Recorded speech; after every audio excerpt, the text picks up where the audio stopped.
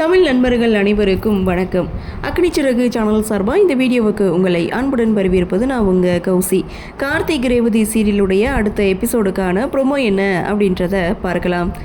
ரேவதி கார்த்தியுடைய அம்மாவுக்கு பத்திரிக்கை வைக்கணும்னு சொல்லி கார்த்திகிட்ட பேசிகிட்டு இருக்காங்க. அப்போ கார்த்தி சொல்கிறாங்க, எதுக்குங்க வேணாம், அதெல்லாம் நான் சொல்லிக்கிறேன் அப்படின்னு சொல்ல, இல்லை உங்கள் அம்மா இந்த கல்யாணத்துக்கு வரணும்னு நாங்கள் குடும்பத்தோடு ஆசைப்படுறோம் அப்படின்னு சாமுண்டீஸ்வரி ஒரு பக்கம் சொல்ல, அப்போது சந்திரா கோவப்படுறாங்க.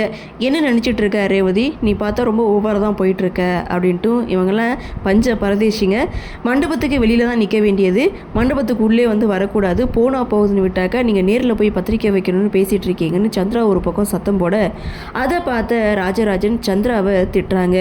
ஏழை எளியங்கன்னா உனக்கு என்ன இலக்காரமாக போச்சா, அவங்களுக்கெல்லாம் மான மரியாதைலாம் இல்லையா அப்படின்னு சொல்லி சந்திராவை சத்தம் போட, சாமுண்டீஸ்வரியும் இங்கே சந்திராவை தான் பேசிகிட்டு இருக்காங்க. மாமா சொல்கிறது கரெக்டு தான், நீ பேசுனது தவறு, அதனால தான் உன்னை மாமா வந்து கண்டிக்கிறாரு அப்படின்னு சொல்லி இங்கே கார்த்தியுடைய அம்மாவுக்கு கால் பண்ண சொல்கிறாங்க சாமுண்டீஸ்வரி. ஸோ கார்த்தி தன்னுடைய அம்மாவுக்கு கால் பண்ணுறாங்க. இதோட இந்த ப்ரோமோவை முடிச்சிருக்காங்க. சாமுண்டீஸ்வரி அபிராமியை பார்ப்பாங்களா மாட்டாங்களா? கண்டிப்பாக பார்க்க மாட்டாங்க. அதற்கிடையில் ஏதாவது ஒரு பிளானை வந்து போட்டுருவாங்க. ஏன்னா கல்யாணம் நடக்கணும்ல.